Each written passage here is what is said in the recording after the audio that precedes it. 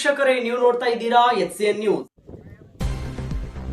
ಬಹುದಿನಗಳ ಬೇಡಿಕೆಯ ಸಂಕೇಶ್ವರ ಲಿಂಗಾಯತ ಸ್ಮಶಾನ ಭೂಮಿ ರಸ್ತೆ ಕಾಮಗಾರಿಗೆ ಚಾಲನೆ.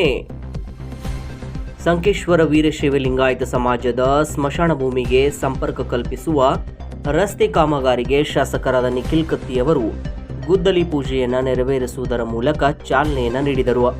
ಮುಖ್ಯಮಂತ್ರಿ ಮೂಲಭೂತ ಅಭಿವೃದ್ಧಿ ಯೋಜನೆಯಡಿ ಸುಮಾರು 50 ಲಕ್ಷ ರೂಪಾಯಿ ವೆಚ್ಚದಲ್ಲಿ 1 ಕಿಲೋಮೀಟರ್ ರಸ್ತೆ ಡಾಂಬರೀಕರಣಗೊಳ್ಳಲಿದೆ.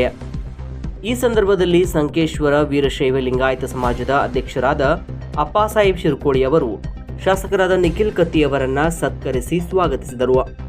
ಬಳಿಕ ಮಾತನಾಡಿದ ಶಾಸಕರಾದ ನಿಖಿಲ್ ಕತ್ತಿಯವರು ಸಂಕೇಶ್ವರ ವೀರಶೈವ ಲಿಂಗಾಯತ ಸಮಾಜದ ಸ್ಮಶಾನ ಭೂಮಿಗೆ ತೆರಳುವ ರಸ್ತೆ ಕಚ್ಚಾ ಸ್ಥಿತಿಯಲ್ಲಿತ್ತು. ಸಾರ್ವಜನಿಕರ ಅನುಕೂಲಕ್ಕಾಗಿ ಮುಖ್ಯಮಂತ್ರಿ ಮೂಲಭೂತ ಅಭಿವೃದ್ಧಿ ನಿಧಿಯಿಂದ 50 ಲಕ್ಷ ರೂಪಾಯಿ ಅನುದಾನ ಮಂಜೂರು ಮಾಡಲಾಗಿದೆ. ರಸ್ತೆ ಅಭಿವೃದ್ಧಿಯಿಂದ ಜನರಿಗೆ ಹೆಚ್ಚಿನ ಅನುಕೂಲವಾಗಲಿದೆ ಎಂದು ಹೇಳಿದರು. ನಮಸ್ಕಾರ. ಇವತ್ತಿನ ದಿವಸ ನಮ್ಮ ಸಂಕೇಶ್ವರ ಪಟ್ಟಣದಲ್ಲಿ ಬಹಳ ದಿವಸಿನ ಬೇಡಿಕೆ ಇರುವಂತ ನಮ್ಮ ವೀರ ಸೇವಾ ಸಮಾಜ ರುದ್ರಭೂಮಿಗೆ ಅಪ್ರೋಚ್ ರೋಡು ಇದ್ದಿರಲಿಲ್ಲ. ಈ ಜಾಗವನ್ನು ನಮ್ಮ ನಿಡಸೋಶಿ ಮಠದ ಶ್ರೀಗಳು ದೇಣಿಗೆಯಾಗಿ 3 ಎಕರೆಯನ್ನ ನಮ್ಮ ವೀರ ಸೇವಾ ಸಮಾಜಕ್ಕೆ ಬಿಟ್ಟುಕೊಟ್ಟಿದ್ದಾರೆ. ಖರೆ ಇದಕ್ಕೆ ಅಪ್ರೋಚ್ ರೋಡು ಇದ್ದಿರಲಿಲ್ಲ.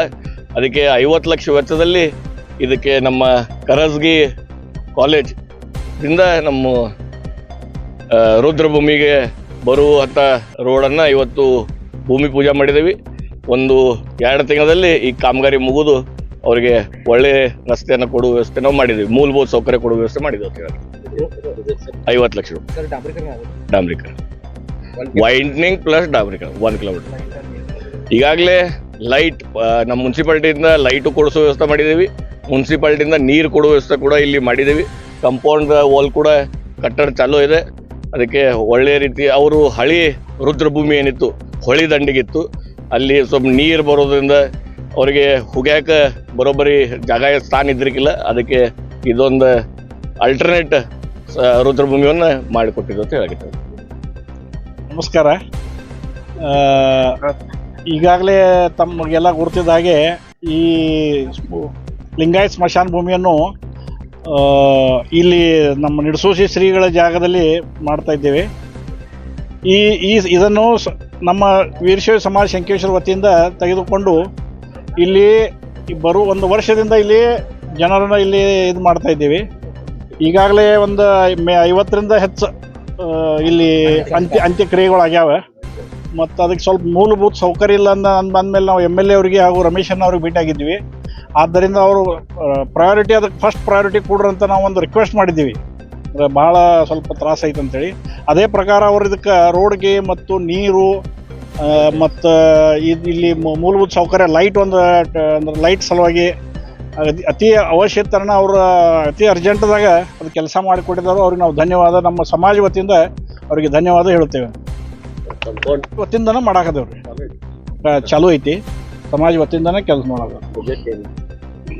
ಆ ಥರದ 28 ಲಕ್ಷ ರೂಪಾಯಿ ಐತಿ.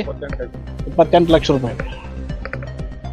ಕಾರ್ಯಕ್ರಮದಲ್ಲಿ ಹುಕ್ಕೇರಿ ವಿದ್ಯುತ್ ಸಹಕಾರ ಸಂಘದ ನಿರ್ದೇಶಕರಾದ ಗಜಾನನ್ ಕೊಳ್ಳಿ, ನಂದು ಮುಡ್ಶಿ, ಪ್ರದೀಪ್ ಮಾನ್ಗಾವಿ, ಕುಮಾರ್ ಕಬ್ಬೂರಿ, ಸಚಿನ್ ಬೋಬ್ಳೆ, ಅಡ್ವೊಕೇಟ್ ಸಂತೋಷ್ ನೆಸ್ರಿ, ಡಾಕ್ಟರ್ ಮಂದಾರ್ ಹವಳ್, ಸುರೇಶ್ ಶೆಟ್ಟಿಮನಿ, ಪ್ರಶಾಂತ್ ಪಾಟೀಲ್, ಸುಭಾಷ್ ಕಾಸರ್ಕರ್, ಶಂಕರ್ ಚಿನ್ಮೂರಿ, ಸಂದೀಪ್ ದವಡ್ತೆ, ಚೇತನ್ ಬಶೆಟ್ಟಿ, ದಿನೇಶ್ ಕೋಳೇಕರ್, ವಿಜಯ್ ಜರಳಿ, ಪುರಸಭೆಯ ಮಾಜಿ ಸದಸ್ಯರಾದ ಸುನಿಲ್ ಪರ್ವತರಾವ್, ರೋಹನ್ ನೇಸ್ರಿ, ಸಾಗರ್ ಜಕಾತೆ ಸೇರಿದಂತೆ ಹಲವರು ಉಪಸ್ಥಿತರಿದ್ದರು.